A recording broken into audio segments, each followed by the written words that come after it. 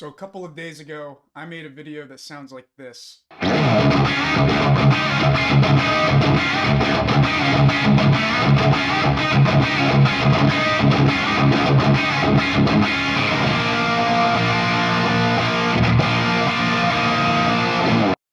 And what I did not realize is that I would get a bunch of comments asking how I got this sound. So yeah, basically today I plan on just showing some of my amp settings, some of the gear that I used, and then also, probably the most important part, showing my Reaper setup, how I got the reverb panning for that sound. So, and in the description, I'm going to provide a link so you can download that Reaper project file and play around with it for yourself. So let's get right into it. For the amp setup, I just have a stock Marshall SV20H head with pretty much everything on 10 except for the volume, which I'll change depending on how much compression that I want. So yeah, this is just a little 20-watt plexi, and it's great for Van Halen stuff. You don't need a 1968 vintage 100-watt plexi for this kind of stuff. So next up is my pedalboard chain. So you'll see I go into the Boss tuner, into a Dunlop Crybaby, into a Boss. I'm a big Boss fan, an MXR fan. Into a Boss EQ, Phase 90 EVH edition, regular MXR flanger, and then into the Belle Epoch tape echo. Those other pedals that you see, like the Super Drive, the Super Overdrive, the Tonex, and the Switchblade, I did not use for that recording. And I actually didn't even use the Boss EQ at all. Usually I'll just use that as like a boost, but I feel like I didn't really need that. So yeah, mainly just use the Phase 90, the MXR flanger, and the Belle Epoch. I used the flanger at the end to sort of add some texture, because that's what he did on Main Squeeze, and those are my settings.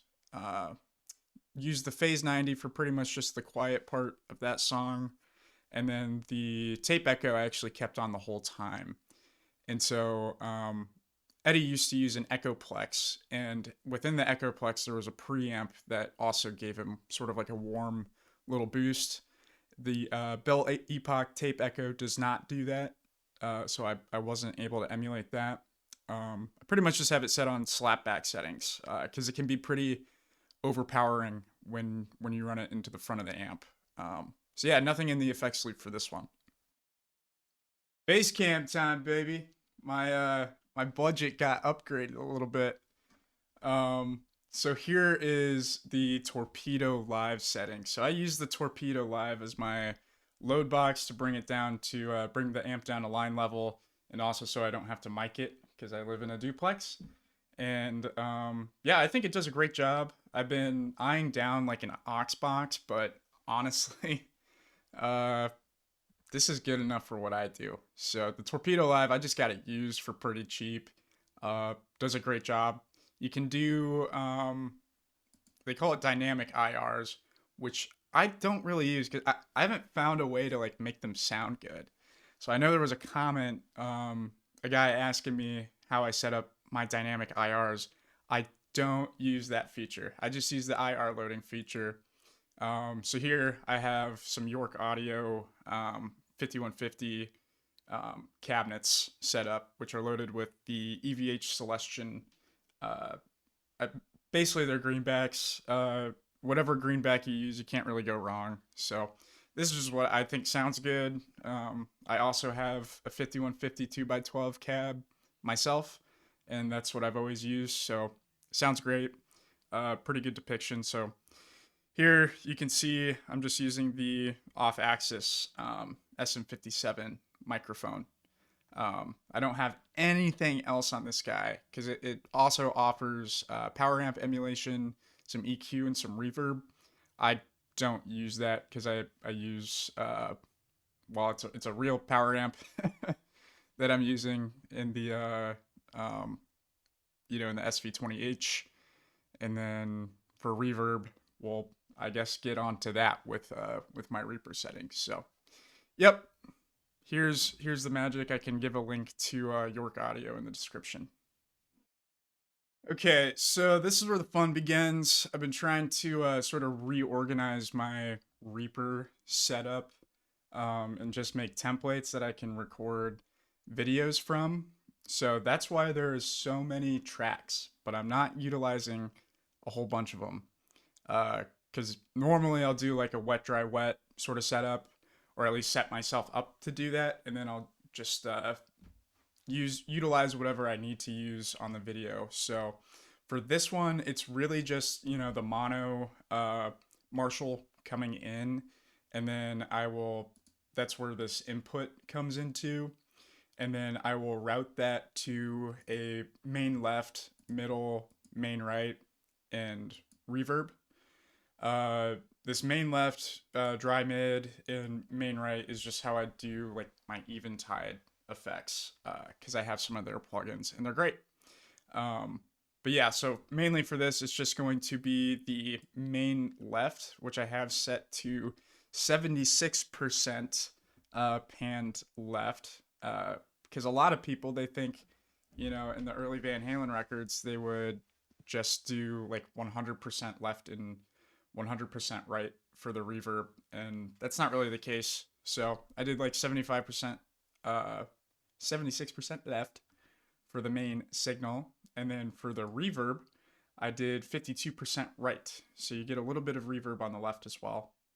Um, yeah, so let's get into the reverb settings. So for reverb, I primarily use the IK Multimedia Sunset Sound Reverb. I just saw that they came out with a version 2 of it. So IK Multimedia, if you would like to sponsor me and give me that would be awesome. I would love to check it out. But yeah, I mean the regular Sunset Sound Reverb is freaking phenomenal, guys. It does a great job. So I use Chamber Studio One for this for the main squeeze. I have it set to 100% wet because I do all of my mixing in Reaper itself. So here's my settings. I just have 31% or 31 milliseconds of pre-delay, 100% decay. I have the high pass set up to almost like 200 hertz. The gain knobs are just set to unity, and then I have the low pass set to 8 kilohertz. Um, and then the rest of the settings are stock. That's what I found worked for me. There was no scientific testing or A being when I was setting my reverb settings. This is just kind of what sounded right to me, and what I liked. So yeah, I will in the description have a link so that you can download my Reaper project file, and then you guys can just go crazy. Uh, yeah, and if you guys use anything, feel free to comment, and I would love to check out your projects, especially if you have the Marshall SV20H. It's a great head unit, and it's not very versatile because it kind of just does the cranked plexi thing, but I don't know. A lot of our favorite bands used that sound primarily, such as Van Halen or AC/DC. Lots of people. So yeah, that's about it for the setup. So I'll take you guys over to the outro. I guess before I do the outro, I did want to mention I did use a Variac. I'll put the link that I got it from on Amazon in the description. It's really not doing a whole lot. I just have it set to like 105 volts, so it's really not bringing down the wall voltage that much. Um, all the Variac will do is just make the amp sag a little bit more because you're not giving it as much voltage as the amp wants, and so it introduces some compression. But yeah, hopefully you learned something from this video today. Hopefully, I know a lot of you guys are probably coming from that video that I just uploaded a couple days ago. And I want to say thank you so much for the support. It's been awesome, seeing all the engagement, and, welcome new subscribers. I pretty much just focus on Van Halen because that's about the only thing that I'm like good at on guitar. And I just like tone chasing for the fun of it. And I want to be able to show people online that you don't need all this snake oil or, you know, some magic products or vintage products to get good sounds. All of this gear is modern. Like the guitar that I used a Ernie Ball Music Man Axis, which granted it is a pretty expensive guitar. Uh, I got it from a work bonus. So I'm not very responsible with my money, but the guitar doesn't matter so much. And you can tell, here's a fun fact about that main squeeze video. The ending, I broke the A string, so that's why it sounds like that when I'm hitting the A chord super hard. So I need to swap that out.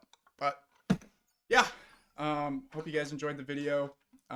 Like, comment, subscribe. I like hearing what you guys have to say. It's just really fun for me. So peace out.